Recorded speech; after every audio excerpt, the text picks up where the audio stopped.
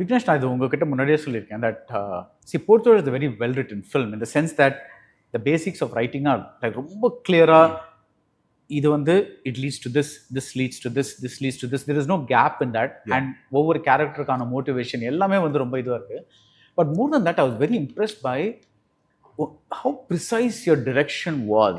That you really knew. இப்போ முதல்ல சொன்னீங்கல்ல எல்லாரும் வந்து ஆக்டரை பார்க்க தான் வராங்க, கேமரா இல்லை அப்படின்ட்டு.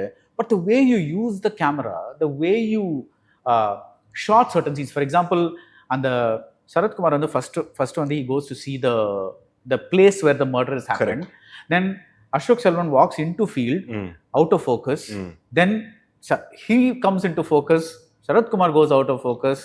Correct. Then that camera sometimes or arc la povudhu, sometimes it's just a short reverse shot. That whole sequence has very specific divisions of decision. Like இது வந்து நான் மூவிங் கேமரால பண்ண போறேன், இதை நான் ஸ்டில்ல போறேன், இது வந்து then he makes Ashok Selvan kneel down and he explains அப்ப எங்க கேமரா இருக்கு. How do you get so precise? Do you think that நீங்க பண்ண ad films, நீங்க பண்ண corporate films அதெல்லாம் ஹெல்ப் பண்ணிச்சா, இல்ல நீங்க டைரக்ஷன் படங்களை பார்த்து கத்துக்கிட்டீங்களா? How do you learn direction? அது சத்தியமா எனக்கு ஆன்சர் கிடையாது. How to learn direction it's just inspiration தான். லைக் ஐ செட் டேவிட் ஃபின்ச்சரோட பெரிய ஃபேன், ஸ்பீல்பர்கோட பெரிய ஃபேன். ஸோ என்னன்னா see it is direction has to be invisible sir. ஒரு டேரக்டர் ஹேண்ட் இருக்குன்னு தெரியாம இருக்கிறது தான் ஒரு நல்ல டேரக்டருக்கு அழகு. அப்படின்னு இல்லாம ஒரு மாதிரி இன்விசிபிளா இருந்து it is like conducting an orchestra. But you're invisible, right? You know, this time you have to feel this time you have to feel this. So it's basically controlling or directing the attention of the audience. Yeah. So that is the only thing that I'm looking at when I sit down to direct. இப்போ இந்த பாயிண்ட்ல audience எதை notice பண்றாங்க, இந்த பாயிண்ட்ல இருந்து அடுத்த பாயிண்ட்டுக்கு எப்படி அவங்கள கொண்டு போறது. ஸோ இதை ட்ராக் பண்றது தான் வந்து I feel, you know, the major thing with direction, especially how you stage the actors and how you move the camera. So இதுதான் வந்து okay. I'll disagree with you only because எனக்கு வந்து the people that you mentioned, Fincher, Spielberg, I think there are two types of audiences. One type of audience is எனக்கு கதை போதும், எனக்கு இந்த கதை ஃபாலோ பண்ணா I want to have an engaging time. Correct. There's a second audience that is able to, like I've given this example many times. It's like going to like a person who watches cricket as a general sport. CSK ஜெயிக்கணும்ப்பா, எனக்கு I just want 4s and 6s and this and that and all that. Correct. But there'll be a second audience who will enjoy the match but also be parallel processing. இந்த shot வந்து கவாஸ்கர் மாதிரியே like ஒரு square nuances notice பண்ணி they'll notice because they are specialized in that area, they will know or like நான் எனக்கு வந்து நீங்க ரெஸ்டாரண்ட்ல நீங்க ஒரு ஏதாவது டிஷ் கொடுத்தீங்கன்னா I'll be like, it's tasty அப்படின்னு சொல்றோம், அவ்வளவுதான். But some people be able to say like கரெக்டா பெப்பர் இருக்கு, இதுல I think மஞ்சள் பொடி some I don't know, like I'm far away from the kitchen, so I don't like மஞ்சள் பொடி, maybe the obvious thing. But I think that is why directorial talent gets noticed. இல்லனா எல்லாரும் கதையை பார்த்துட்டு இருந்தா then we will not notice the இது இல்ல. So I think that some of the reasons some of us go to Fincher or go to Spielberg, or the reason the Spielberg Warner has become so famous is because some people actually notice that இத பாருங்க, இந்த முதல் வாட்டி பார்க்கும்போது நமக்கு தெரியல, but actually the one shot தான், single shot தான். So those things, you know, and that technique adds to the beauty, and I think it should be noticed because you are working in this medium. So நீங்க கதை சொல்லணும்னா அது ஆனந்த விகடன்ல கதை எழுதலாம், மேடையில் போய் கதை சொல்லலாம், யூடியூப்ல வந்து இப்போ நிறைய கதை சொல்றவங்க இருக்காங்க. But you are choosing the medium of cinema to tell a story. So I am noticing the tools of cinema that you are using to tell the story, and one of the most important tools is the camera. Correct. That is my logic. The logic stands true. But I say less than 5% notice that. I think 95% கதைக்கு தான் வராங்க. கதை நகருதா, என்கேஜிங்கா இருக்கா, அந்த emotional ஒரு curve இருக்கா அப்படின்றது தான் ஒழிய.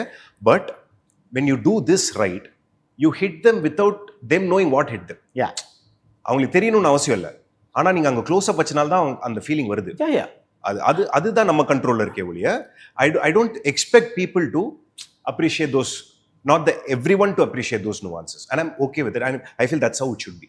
இல்லைன்னா என்னன்னா அந்த ஆடியன்ஸோட இன்னசென்ஸ்ன்றது போயிடும். இல்ல எனக்கு ஏன் அது அது அது I the only thing that I agree with you 100%. The only reason I'm arguing with you is because you use the word invisible.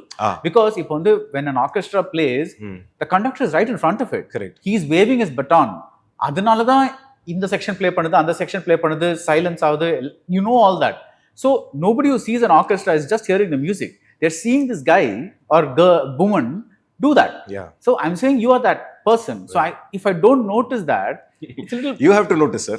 You have to definitely notice. Okay, but நீங்களும் சினிமாட்டோகிராஃபர் தேனீஸ்வரம் இந்த படத்துக்காக how did you say இப்படிதான் இந்த படம் இருக்க போகுது, this is the color palette, this is the look, what are the decisions that you made? I don't know what you can talk about so far, but whatever you can.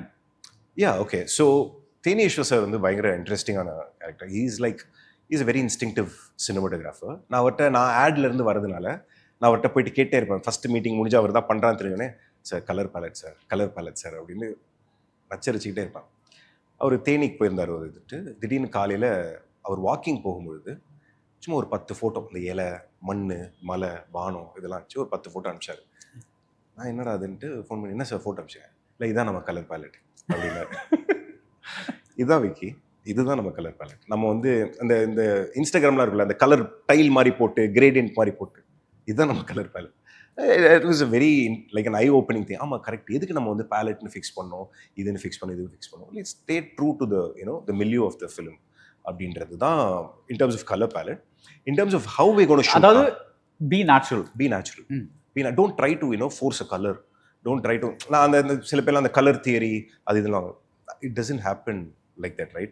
No character wears the same shirt or picks up a shirt depending on how they are feeling. I mean, it happens, but it's not so evident. But if you have the style of expressionist, no, I'll tell cinema. Sorry to this is, but if I'm wearing a particular shirt, எனக்கு பின்னாடி ஒரு curtain வந்து அது ஒரு particular color na, the costumer will 100% choose a shirt that does not clash with the curtain. Even though in real life you go to somebody's house, they might be wearing a shirt which clashes with the curtain.